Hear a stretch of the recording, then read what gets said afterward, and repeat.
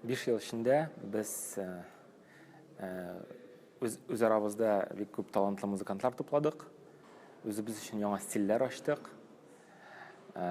Оннары яңа сәхнәләр, яңа аудиториялар аштық дип әйтә алам.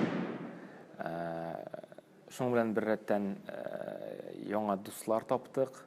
Чөнки без хезмәттәшлек итә торган оешмалар, компаниялар, алар безнең өчен барысы да дуслар. Без аларга ярдәм итәбез, алар безгә ярдәм итә. Кайчандыр без бергәләшеп өченче затларга ярдәм итәбез. Чөнки шоу бизнеста, медиа бизнеста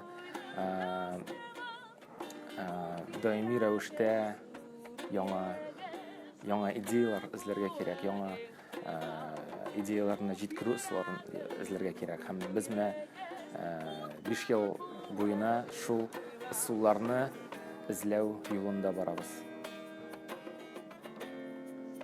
Тормышка ашмаган планнарга кайтсак, без әле һаман да үзебезнең иң яхшы клипны төшермәдек. Без әле һаман да иң яхшы альбом чыгармадык. Без әле һаман да иң зур фестиваль үткәрмәдек, чөнки без ниндидер бер мәгънәдә үзебезне перфекционист дип саныйбыз.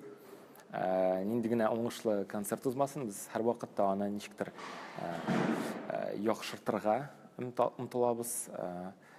Һаман да күбрәк халыкка җиткергә омтылабыз.